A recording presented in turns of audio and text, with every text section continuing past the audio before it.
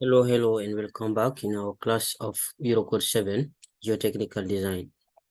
We will try to finish chapter number 2 today with this video because we are still in this chapter, Basic of Geotechnical Design. And next time we'll start, actually, maybe it will be difficult to finish the chapter, but we'll try. If we want to go in detail, because I want you to understand deeply the basis of geotechnical design, means I want to take one example, one concrete example, and show you how we do combination of different forces acting on foundation, for example. For that, I think we need several more videos, but if we are going to stop only, if we don't want to go deep in detail, then we can complete this chapter today. So previously we have talked about this from point number 1 to number 4, I think. So it means today we will try to cover these 3 points. Number 5, supervision, monitoring and maintenance. Number 6, summary of key points. The most important point we have talked in this chapter. And this is what I was talking about. Number 7, the worked example, combination of action. So in this one, I want to take a actual project, for example, and show you how we combine action, combination of forces acting on the foundation on our structure, for example, how we obtain this. So if you want to go in detail with this point 7, then we will need a few more videos on this chapter. Okay? I think it will be better for us to do that. Okay, then let's start with the point number 5. Supervision, monitoring and maintenance of work. What is Eurocode 7 saying about this? Actually, we will not go deep for this point because this is not our objective. The objective of this course, this class, is to show you how to design. Okay, we are not here to talk about maintenance action, so we will be very brief on this point. For safety and quality of structure, one need to do for any project, we need to do the following point to guarantee safety and quality of the structure concerned. First, the construction process and workmanship shall be supervised. So, well-experienced people need to oversee the work so that we make sure that the work is going well. Okay, that is very important point. And also the performance, the performance of the structure shall be monitored, and that is not only during construction or after construction. It should be verified, monitored during and after construction. Okay, for example, if you are in dam, for example, construction dam, there are a lot of gauges that controlling water level, the stability of your dam, even after construction, to see if there is nothing to worry about. That is very important in monitoring. So this is just in general. So as I said, we are not going to go very deep on this point, but just keep in mind that the monitoring is not only during construction, it is also after construction. We need to continuously do the monitoring of structure. And also the maintenance, of course, all structure should be maintained adequately. Unfortunately, some structure are not well maintained. If the structure is, the maintenance is done very well, then the structure can last very long, can be used for a very long time. Okay. If you take the case of Pisa Tower, for example, so you can see that there are renovations. The Italian government is doing renovation of these towers, maintenance to guarantee the stability. Okay, anyway, these 3 points are very important. So we are not going to develop on this, but keep in mind that they are also very important. Okay, so that will be all for this point number 5: supervision, monitoring, and maintenance. Let's go to summarize the key points we have discussed in this chapter. Design requirement. We have talked about this before. Design requirement. So the complexity of design need to be checked. Is it very complex? And well experienced people need to follow the work. And also we talk about geotechnical categories. I think we have up to 3 categories. Okay. Category 1, category 2, category 3. So category 1 is about the size and complex situation on the construction site. Yeah. For each category, there are some specific rules and design method we need to adopt. We have discussed all about this in the previous videos. Okay, I hope you remember. Geotechnical design. There are many ways to design geotechnical, to make the geotechnical design. We can do design by prescribed measure. This is just by using table, just design charts. Okay, we have talked about this also before. That one doesn't need any design factors. Okay, the coefficients.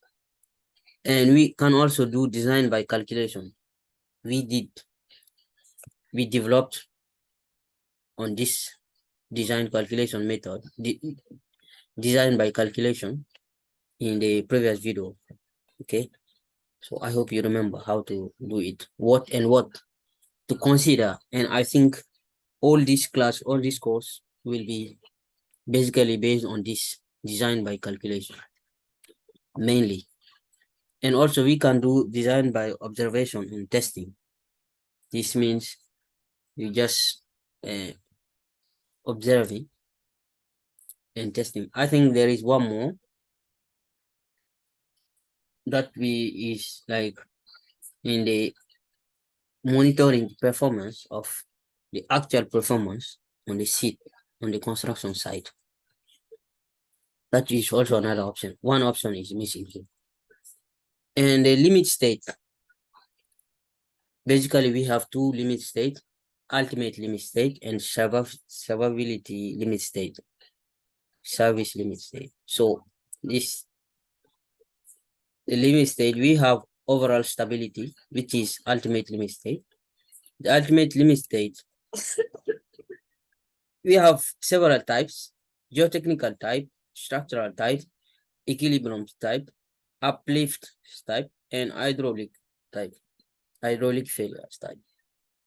These are the ultimate limit state we have discussed before.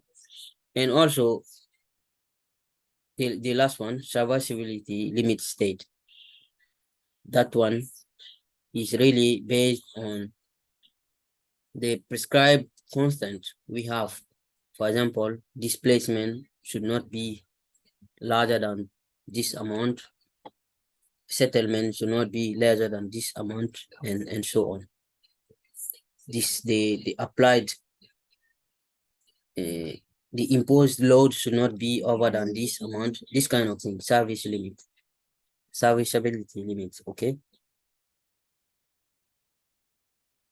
Okay, I think this is maybe rough summary of the key point we discussed in this chapter. Then I will attack this last point.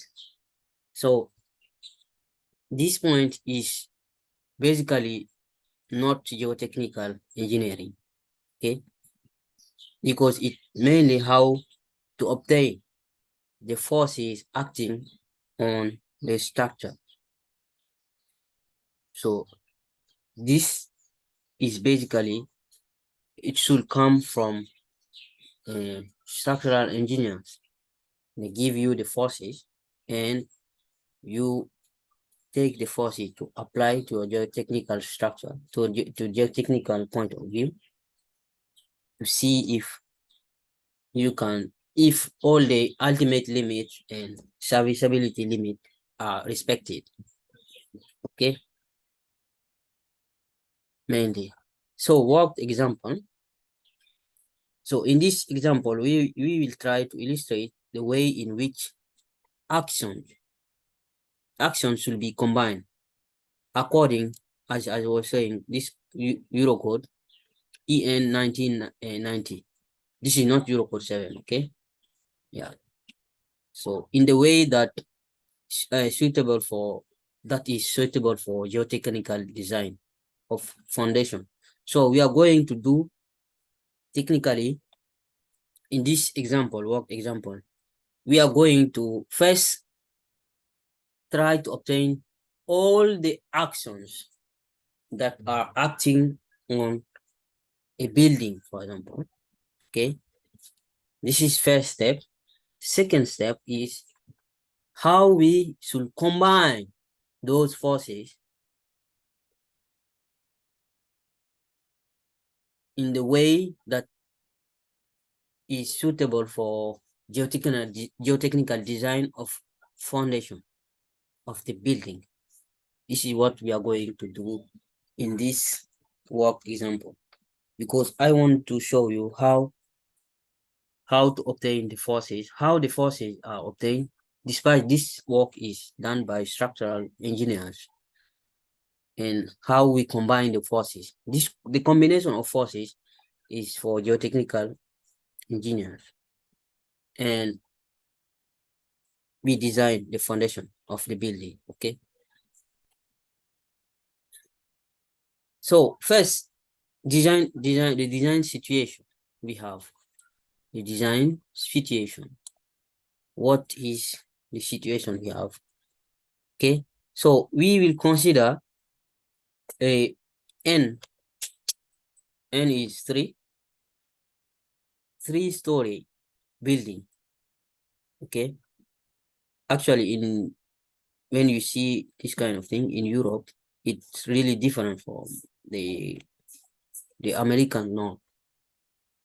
But the building have this dimension D 48 meters, BB excellent, BY 15 meter on plan, which is divided into NX 8 bays in buildings long direction, and NY 2 bays in the short direction of the building. Okay, so the building height is about 3.2 meter for each story, and the floor of the building are D floor. The thickness of the floor is 25 centimeter, 250 millimeter. Okay, this is the map, for example. Okay, so we have 1, 2, 3. So n equal 3 in this case. Okay. Then bx is 48. Bx long direction 48. The longer of the building, and by the larger of the building is 15. We have nx 8 in this direction, the long direction of the building. We have 8 beds. So it means 1, 2, 3. We have some in between here. Up to final one is 8. Okay. By the way, do you know the meaning of this when you see something like this? This means that the building is longer, but since it is same, they didn't want to make, for example, up to 8. So just cutting. This means it continues. Just showing both ends. It is not like the meaning of this. It means normally it should continue. And it is saying up to 8.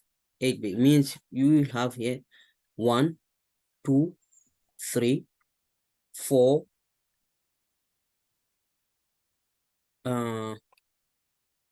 inside 4, 5, 6, 7, and last one 8. So they didn't want to represent the whole length of the building because it is same. So to save space, you can do something like this. Anyway, I hope you understand.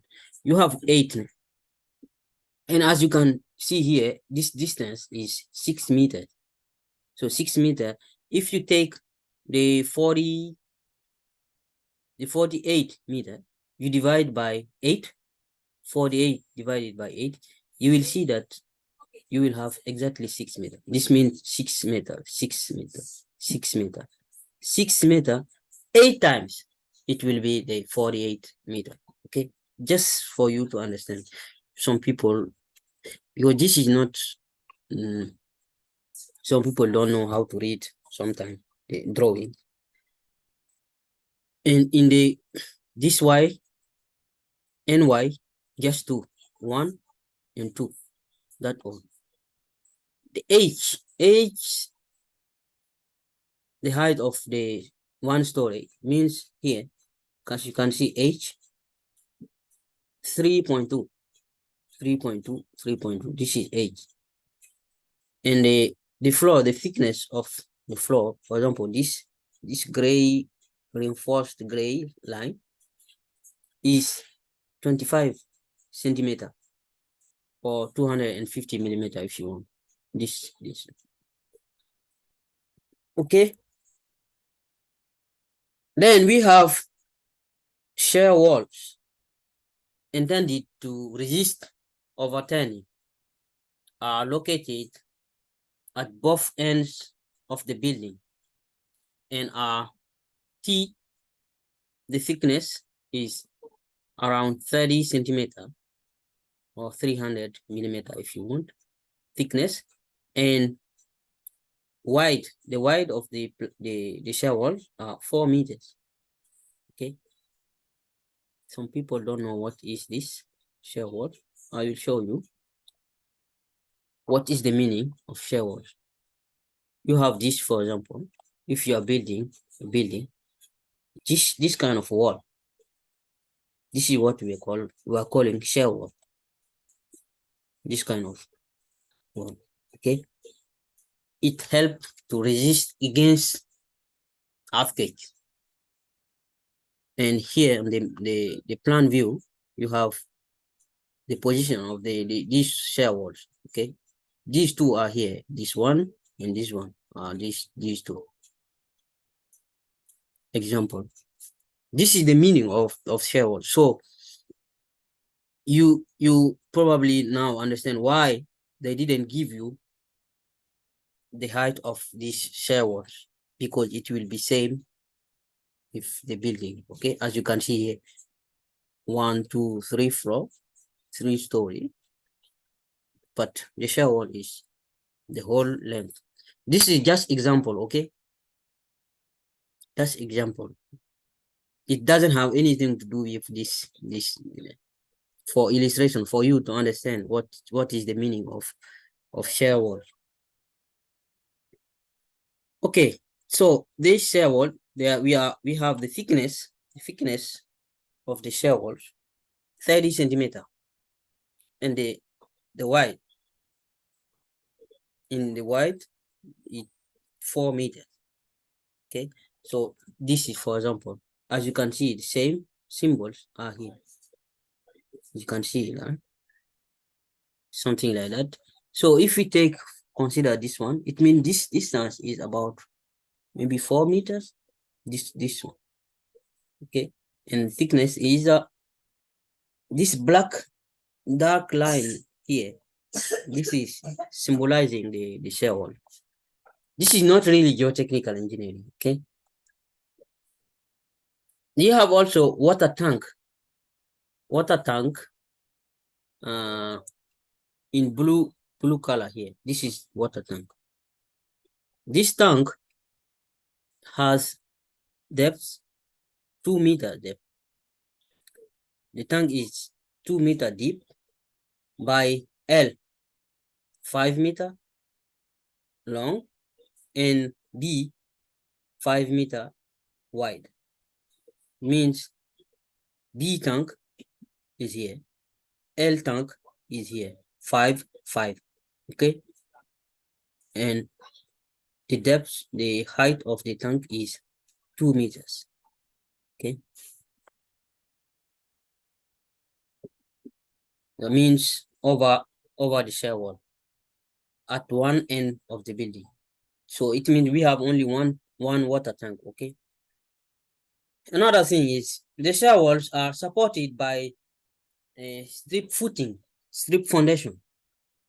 Okay, means, for example, exactly this one, the footing strip foundation to support this shear wall. Same here, you can see this gray part is the strip foundation, the strip footing that is supporting the shear wall is here. Okay, and this strip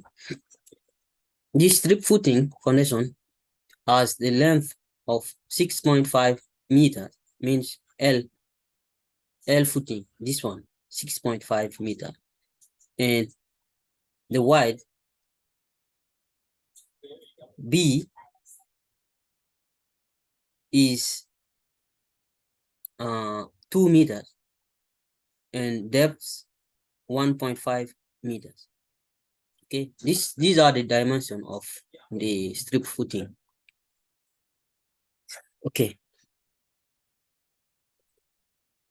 but don't forget that we have here a mud foundation. Okay, the depth of this foundation is the foundation, something like that.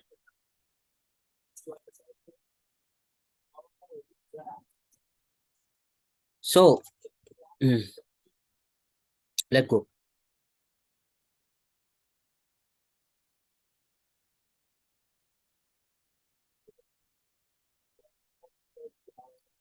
Okay, I hope you understand. This is not geotechnical engineering, sorry, but I want just you to know how the forces acting on your foundation, how those forces are obtained in practice. Okay, so the following characteristic impose wind action act on the building. Yeah, you have to know, if you are building tall building, you have to know what is the action of wind on your building. Okay, first, the roof loading. On the roof, you have RF means roof, and it's Q mean variable action, something like that. And 0.6 kilopascal. 0.6 kilopascal. This value is given depending on the country you are. And there are some tables that give you, the regulation will give you this value. Okay, so this value is normally uh, depending on even not only the country actually, but it depends even the location where you are, because this is for roof. Roof loading is depending on the material you have, your roof is made of, but this is given value. There are some table that can give you this value. Okay, office floor, this also will depend on the material or how the office is used. All these loads are, for example, if people are going on the roof sometime, is there any, like, is it a parking, the roof, is it used as parking, something like that? So in that case, it depends on what you are using. What I was talking about, that I say depend on the city or the location, that is about the wind, natural natural phenomenon. But this load, I see that roof loading is just how you are using your roof. Are you using your roof as storage? Are you parking, using the roof as parking? Cars, vehicles are parking there. How are you using your roof? That will determine the value of this loading on your roof. Okay. And office floor. Office floor also loading. The office, for example, we have this floor, office, maybe 3 floors for office. Now how many people are expected to use your office? The load of people going and coming, and the table, chair and table furniture in the office will determine the office floor loading. Okay. And partition loading, this is also, I think this is somehow depending on the size of your partition, 0.8 kilopascal. So off, this is mean for office, RF mean for roof, par is for the partition loading. And also wind. Okay, this is what I was talking about. Wind will depend on the region where you are. Even in the same country, this can vary, this can change depending on if this the the, the location, the place where the building is constructed, if this place the wind is strong, is if it is windy place, or place that has a lot of typhoons, this kind of thing. So in the same country also, that might be different, for example. Okay. So in this case, we are given 1.15 kilopascal. This is what we have. Okay, let's go. And the characteristic weight density of reinforced concrete. The weight of concrete is 25 kilonewton per cubic meter. For water, it's given 10 kilonewton per cubic meter. So if you don't, no one give you, if you don't have the water, you have to take it 9.8. But here, it look like we have no choice. It's 10. We take it as 10. Okay, let's continue. This was about loads. Loads, we have the office, floor, the roof, the floor, office, the partition, and also the wind, natural load. So geometry now, about geometry. The total plan area of the building, that one is easy, very easy. It will be this bx by dy. This is the total area of the building. So it is kind of how to say, the total area of the building. Okay, that is 270 square meter. And this one, tributary area above the stability wall. Okay, some people don't understand this also. The stability wall is maybe the shear wall, for example, this one. Okay, what is the area that is above this wall? It's given by this formula, but we have to know first what is the formula for this kind of thing. What is the meaning? Not even the formula. Okay, if you don't understand the formula, I'm okay. Just let me explain what is the meaning of this area. Okay, if you see, for example, you have here a slab. The total surface of this slab is like this. This surface, the total is this. So this slab is supported by, let's say, these columns. Okay, and the name of column, maybe this one is Y, this one is X, this one is Z, this one is Z. So if you want to know the part of the slab that each column is supporting, how will you determine that? Okay, so there are many ways, many methods for doing that.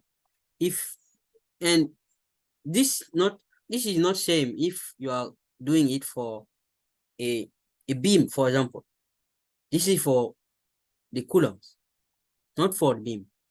So if you go, for example, here, the middle one will support the maximum weight because this one is in the middle of the middle.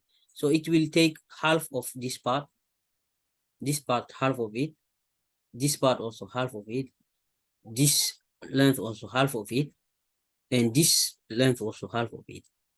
So this means this orange color is supported by the column XX.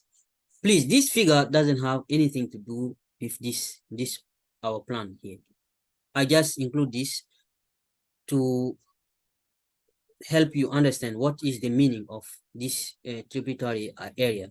Okay, this is how we do it in structural engineering and concrete to know what weight each supporting structure is supporting. The weight supported by each column, the weight supported by each beam, for example. Okay, so for this X column, it is this. Y, the Y column, it will take half of here, half of here, half of here.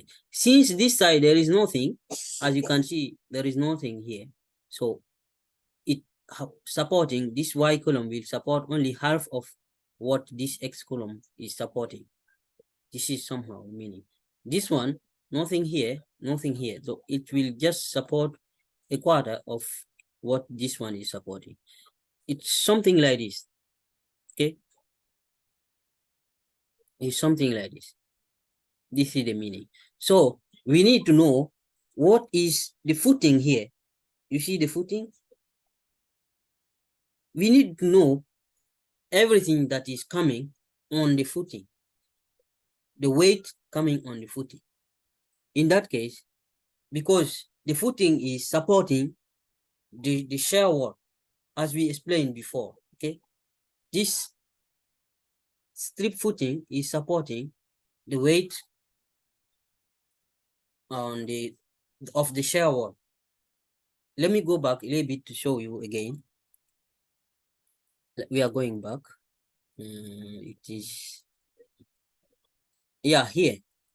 So we have the dimension of the footing here. It's saying that the shear wall are supported by strip footing of this dimension. So this footing is supporting everything that the wall is supporting. So the footing will support it. and the ground under the footing will support the weight. So that's why we need to know everything that is coming on the footing. So it means this portion of the weight is coming on this shear wall. That is the mean. Okay, then let's go back at the point where we were at. We were here. Okay, yeah. So if you take, for example, if you have understood what how to estimate the meaning, actually I don't expect you to understand how to estimate this tributary area, but at least you need to understand the meaning. So which part of the building, which what weight of the building each column or each uh, supporting structure is supporting. So in this case, we want to know what is this tributary area on the foundation here. So the shear wall. Okay. For example, if you take this direction, it's what? For example, normally it is just 6, but to be rigorous, we have, for example, 8. Nx is 8. 1, 2, 3, 4, 5 until 8. You remember? And if you take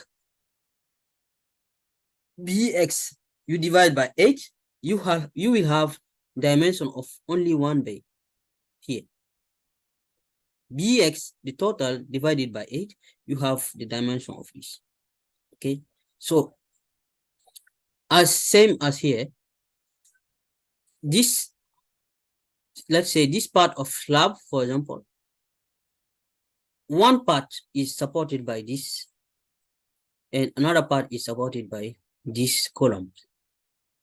So by dividing this part by 2, you will obtain the length, this dimension. That's why here you see bx divided by nx. Bx divided by nx will give you the dimension of this. And then you divide by 2 here, divided by 2, you will obtain this dimension. And this one will give you this dimension. So you know the area, see, this is the area that your footing will support. It means if you have any load in kilopascal, okay, if you have load in kilopascal and you want to know the load in kilonewton, this is the area, the surface area you will be using. So don't forget this A, okay? This is our area. The loaded area is A. Don't forget this as we are going, as we are progressing, okay? Let's go. Okay, let's now try to know what are the action, the different type of action we have. The characteristic action, permanent. There are many type of actions, permanent one and variable one. Okay, permanent action, acting here. What do we have? The weight, self-weight of slab, because don't forget that we have dimension of slab. It's, I think, 25 centimeter. And we have the slab is made of concrete. So 25 kilonewton per cubic meter. So it means for the floor, we take the weight of the unit weight of concrete multiply by the thickness of the floor, which is 25. Okay, so if you want, you can calculate. You will see that it will be something like this, because the slab is made of concrete. Okay, the slab is made of concrete. So if you multiply,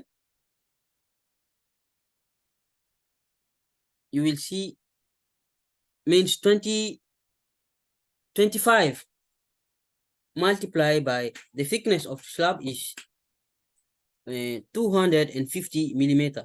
That will be 0.25 meter. Don't forget to convert this to meters.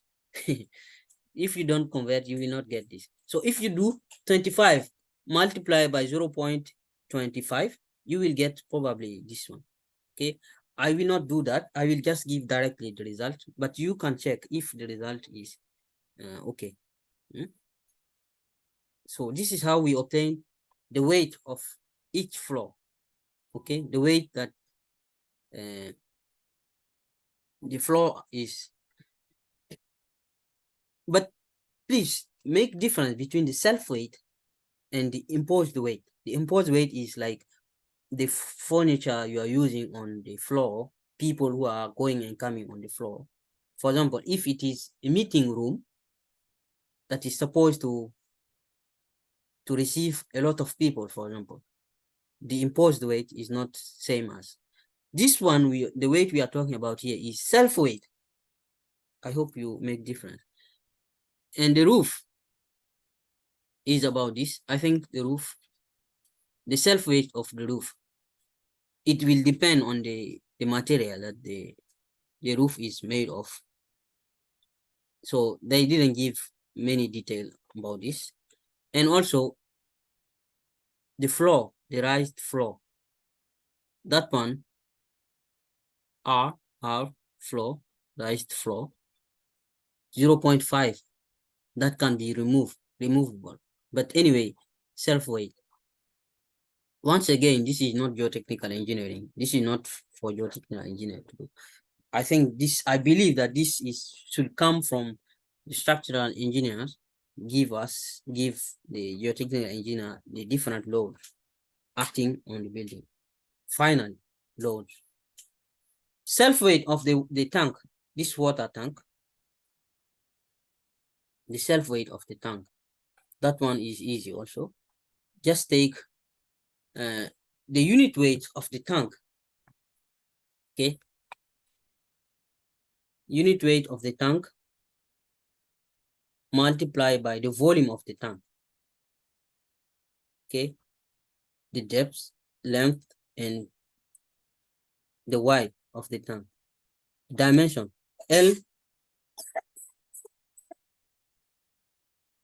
tank multiplied by B tank, and the D is the height of the tank, okay?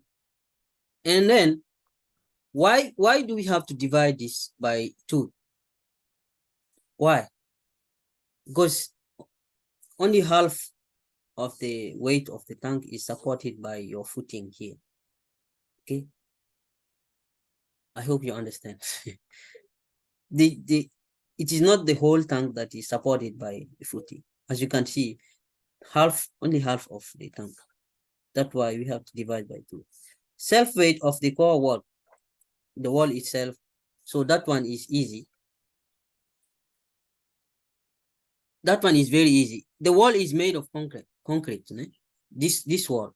Do you remember the dimension of the wall? It was, I think, 2 meters, and the thickness is 30 centimeters. And I told you that don't ask me the height of the wall, because it will be the total height of the building. That you remember, I think. So this the height, and number of stories multiplied by h. This is h.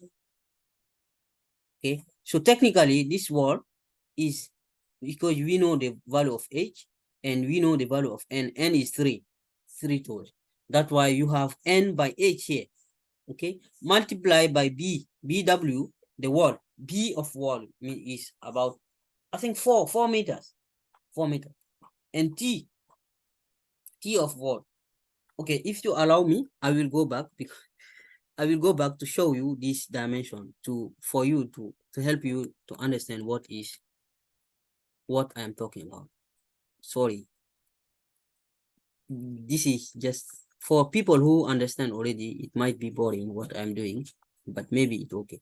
This wall, okay, you have the dimension here. T, the thickness of the wall, 30 centimeter, equals 300 millimeter. Okay, and the wide, the wall is 4 meter wide. So this distance 4 meter is 4 meter. Okay, you can see the wall here. And the height, and hopefully this illustration is also 3-story. 1, 2, 3. So it means if you want the total height of your wall, you multiply h is the height of each story, by n. Yeah, okay. This is why we have here T B W. So let's go back now.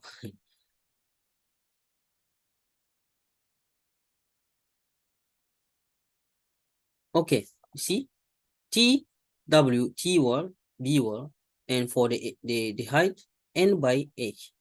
And of course, we multiply it by the unit weight of concrete.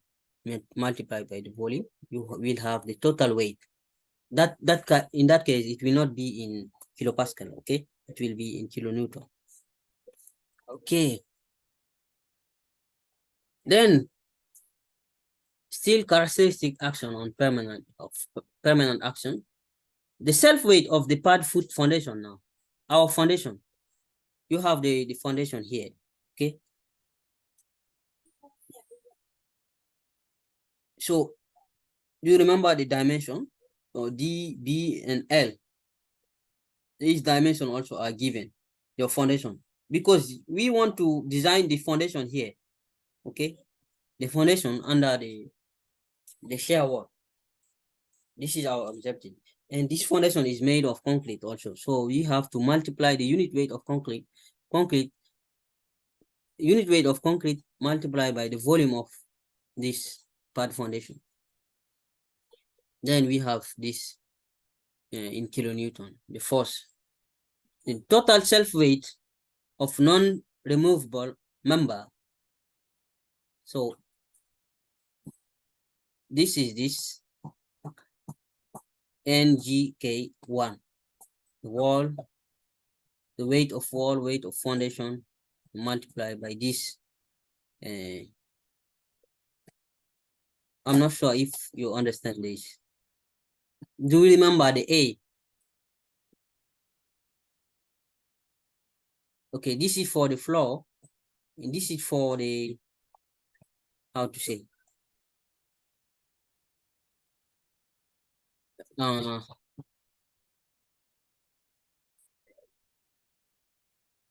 so NG, why you have NG here? N is the number of floor, because, how can I explain this? The weight, because this is like, we want to know the total weight of each floor. Each floor, what is the weight of that each floor, or maybe all of them, are giving on the pad foundation. Okay. So, do you remember the A? I have explained the A. What is A? I hope you remember. A is this surface, the area that is coming on the pad foundation. Do I have to go back again to explain you what is the meaning of A?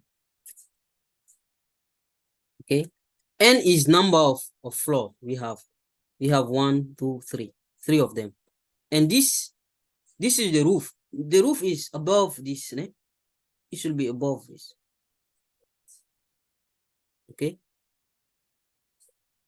The roof. This roof, or maybe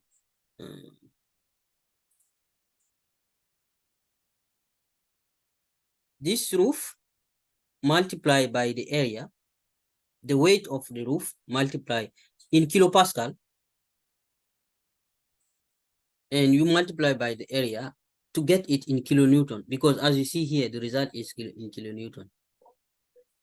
This one also as well in kilonewton. So by doing that, we obtain everything, okay, in kilonewton.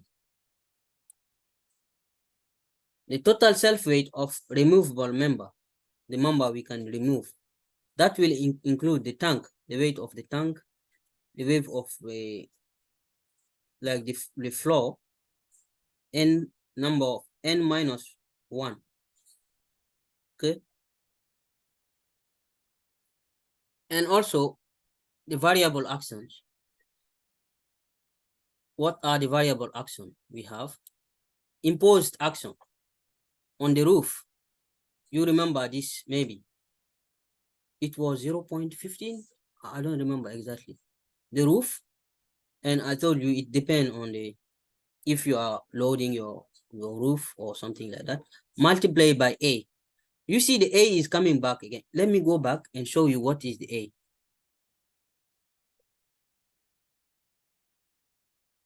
A is this area. A is calculated here. This, I have explained this here. The tributary area, this area. What is the area of the roof that is supported by the shear wall? Means indirectly supported by the footing. Okay, yeah. So you multiply, and this is for the roof, the value we gave for the floor, for the roof, and the raised roof. There are two roofs. This roof is this one, and the raised roof is the one above this. So each of them, this is removable. So let's go back now. Here, sorry, too long. So the roof we have here, so the imposed load multiplied by A to have it in kilopascal. And for the floor, you do this, n minus 1 to have this for the roof plus the partition multiplied by A, you have this. And for on the roof, again, you will have this amount. Sorry, I have to finish this video in hurry, so that's why I don't have enough time to explain everything. But anyway, now we talk about wind action, horizontal direction. The wind on the roof, H divided by 2, B divided by 2, and you obtain the action of the wind on the roof, okay? Action of the wind on each floor can be obtained by this. You can check later. And total wind action, normal to ground. This one was the horizontal direction. You have this, it's 0, because the wind is not acting maybe in normal direction of in the ground. So moment, what are the moment that affect the moment effect of the wind action on the ground?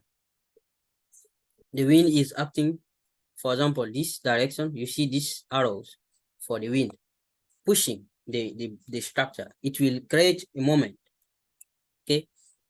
For the first floor, you will do it like this. First floor, as you can see here, n is the number of floor, means 3 minus 2 multiplied by h in the total height, okay? And you get this. Please check this formula later. If you don't understand, well, send me a message. And the second floor, you can obtain like this. As you can see, n minus 1 here, it's reducing. It was 2 here, thus it is 1 now. So if you go up, you have to increase the value here. So here, n minus 2, technically it's 1. N minus 1 here, it technically is 2 because n is 3. And for the roof, multiplying, you can see that now you don't do minus. It is like minus 0, n minus 0. That's why you have n here, okay? df. df, you know what is df? df, you can see df here. df is df here. df here is depth of your foundation. to know the moment, because if it is acting, the force is acting here, and you multiply the length from the distance from the point where the load is acting to the distance or the footing, the pad footing here, the length, the total length, multiplied by the force of the wind, then you will get the moment created. I hope you know how to calculate any moment. Okay, force multiplied by distance. So the force is here, the force of the wind. We have this is a given data, force of the wind, okay? Multiply by the distance. Now you have to estimate the distance depending on what floor you are on. And this is just H plus the depth of foundation of the total foundation, because we want the moment at the ground level. And the total will be like this. So we have in total 1,603 kilonewton meter. Okay, that's all. Sorry, I have to go somewhere. That's why I won't finish this. Maybe we continue again, because this is not finished actually. This part is just to give you what are the forces acting on the foundation, because the objective is to design this foundation, okay, according to Eurocode, okay. But in this chapter, I just want you to know how we make combination of the different forces, because we have several forces, permanent action and variable action. Action is force, same. And that's why instead of giving you the forces like this, I show you how these forces are obtained. And later, we will do the different possible combination of these forces to input in our design. Okay, thank you very much. See you next time. Okay.